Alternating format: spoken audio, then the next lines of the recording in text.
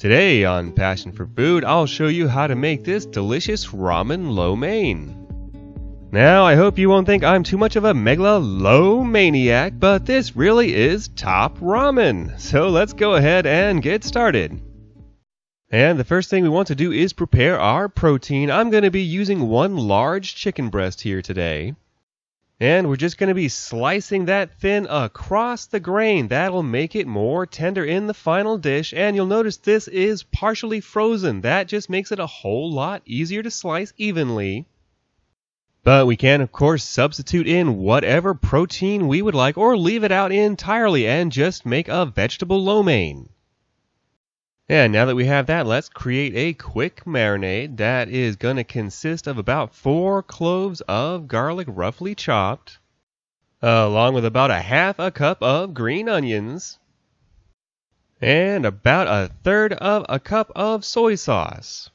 If you're thinking about using that low sodium soy sauce, that's counterproductive. Don't do that.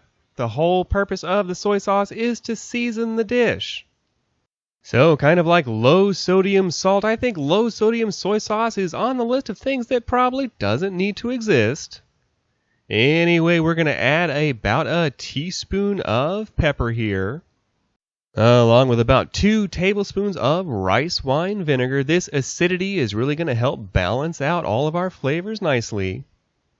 If you want, another great addition to this would be some chopped ginger, but I feel like the ginger flavor with the chicken is a little strong. If I was using pork or beef, I would definitely add the ginger. Anyway, let's just get this mixed together nicely with our hands. And we can just set this aside while we get ready to rock the wok.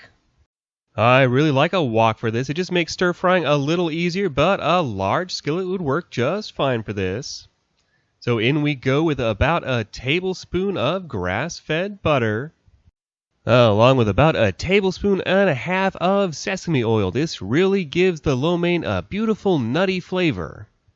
The reason we want to have butter or some other fat along with the sesame oil is if we're using only sesame oil, it can be very strong and we don't want it to overpower the flavor of everything else.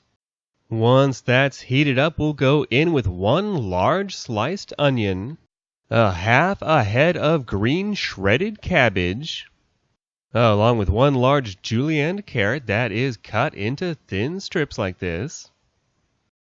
Although it did occur to me, let's just say, for example, you didn't feel like julienning your own carrot, or you just really have to have that head start for your shredded cabbage. One of those pre-prepared bags of coleslaw mix you can usually buy in the grocery store would be an easy time saver for us here. Anyway, we just want to stir fry this all together over high heat. We won't be adding any salt to this. We do want to try and achieve some caramelization on our vegetables, and there's plenty of sodium in our marinade, which we'll be adding here shortly. So, after stir frying for about 4 or 5 minutes, we should be looking like this, and I will show you some of these little caramelized bits that we're going for. You see those there, those little brown bits. That adds a ton of flavor to our final ramen lo mein. So let's go ahead and add our marinated chicken, and this marinade is going to double as the sauce for our final dish. And we'll just wok that in with the rest of our vegetable mixture. We definitely need to be aware because of all of that salt in the soy sauce and the water in our chicken. This is going to release quite a lot of moisture into the pan as we start to get that stir-fried in with the vegetables. But that's okay. We're actually going to use that to our advantage here. And this is a good time to start our noodles. I am going to be using these 2 packets of top ramen. I thought it would be fun to use the ramen to show just because something is inexpensive doesn't mean it's poor quality. These noodles are actually perfect for this. And we won't be using these seasoning packets today. We already have plenty of flavor. Now, I know in a lot of cultures it's considered bad luck to break the noodles, but I am going to break those in half just to prevent things from getting too tangled as we stir fry those. Using 2 packets of these noodles, we'll wind up with 4 large portions of lo mein. The key is we don't want to overcook those. They get soggy very fast. We really only want to boil them until they start to soften and come apart a little bit. And by now our chicken is going to be mostly cooked, but you'll notice there's quite a bit of moisture in the pan. This is what's going to be our final sauce. So we want to make a well in the center. This is where the wok really does come in handy, because it allows us to bank up those vegetables and chicken along the sides, preventing it from overcooking as we reduce down that sauce. So after about a minute, my ramen was ready to pull off and drain. And I did give those a quick spray down with cold water just to halt the cooking process. Now the time it takes to reduce this sauce down will vary. It took me about 5 minutes. So it's best to go by eye. You can see it's nicely thickened up and really a beautiful color here. So let's just get everything stir-fried back together here. And at this point, I like to go in with 1 can. That's about 4 ounces of water chestnuts. Those add a great crunch, but they don't really need to be cooked, so we just add them at the end.